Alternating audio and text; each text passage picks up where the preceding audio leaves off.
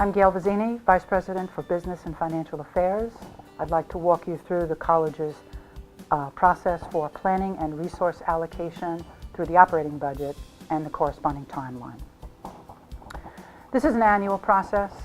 Every October, no later than November, my office sends out what's called the operating budget memo or call letter to all departmental units.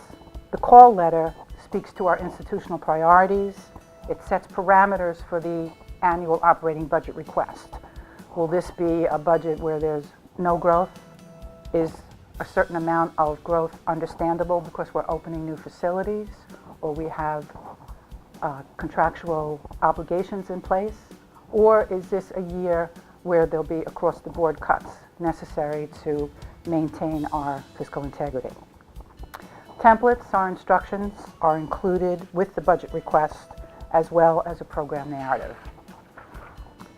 By the end of December, each unit submits their budget request and narrative to my office. In January, the budget and planning committees, along with the campus deans and central operating units, come forward in hearings to discuss their budget requests.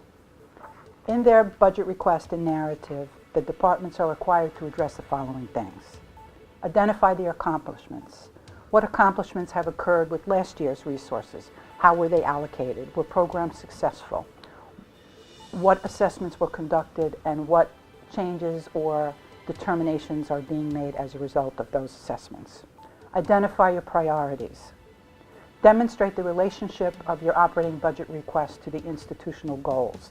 The forms themselves require that the departments literally check off what institutional goals correlate to the amounts of money that they are looking to continue, increase, or even decrease. Describe the data that's used to drive the decision-making. Describe the assessments undertaken, and this is how finance correlates resource allocation to planning and institutional goals. In February, after all these presentations are completed, the Budget Committee, which consists of the President, myself and designated individuals from my office, certain cabinet members, evaluate and summarize these requests in terms of the extent to which they meet our institutional goals and our institutional priorities.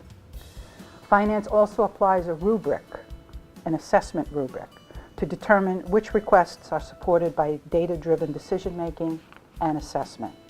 Additional quantitative points are assigned if the unit has conducted a valid assessment, has sufficient justification, and the request correlates directly to the institutional goals.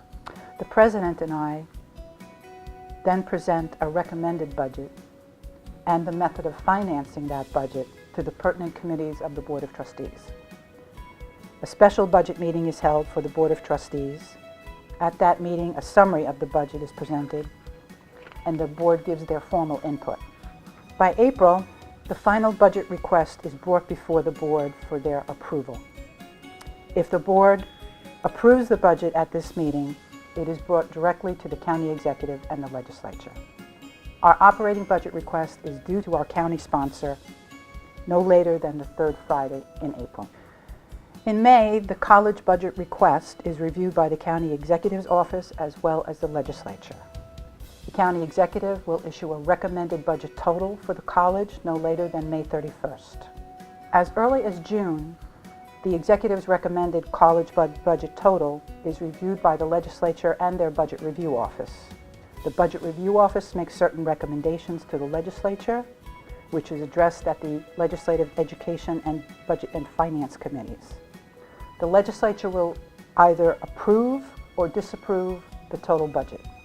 If it is approved, the county executive has 10 days to either veto or accept the legislature's determination. If the legislature's determinations are vetoed by the county executive, it once again goes before the legislature until a final budget total is adopted. Once the college has that information, typically by no later than August, the Board of Trustees, once again, must make any necessary changes related to either a change from the requested amount in the county contribution, the designated tuition, and then approve a final budget. The operating budget is the tool that links planning accomplished through the strategic plan and assessment identified in the CAPI by requiring departments to specifically identify those institutional goals that they hope to achieve with the resources they are requesting. We hone in on the institutional goals to help us prioritize and allocate resources accordingly.